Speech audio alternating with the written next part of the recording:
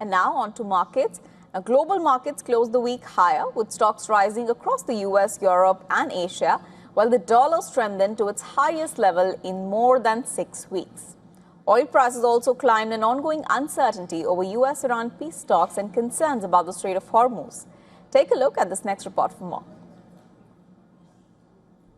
Global stocks rose and the US dollar was close to its highest levels in more than 6 weeks on Friday.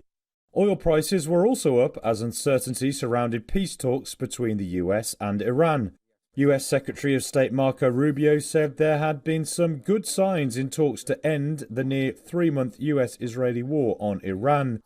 But there are still differences over Tehran's uranium stockpile and control of the Strait of Hormuz, a key route for the world's energy supplies. Investors are worried about the near closure of the strait as it has sent oil prices soaring. It's led to reassessments of the global interest rate outlook due to inflationary concerns.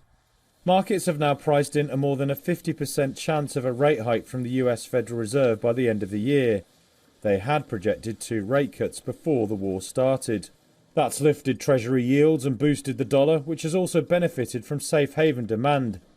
MSCI's main world stock index rose more than 0.2% on Friday, while European shares also rose to a more than 2-week high. Investors there were optimistic about signs of progress in US-Iran peace talks despite their differences over key issues.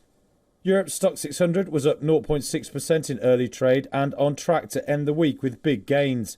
MSCI's broadest index of Asia-Pacific shares outside Japan rose over 0.7%, while Japan's Nikkei jumped just under 3% as growing AI shares raised it to a near record high. Brent crude futures rose 2% to roughly $105 a barrel, but was set for a 6% drop for the week.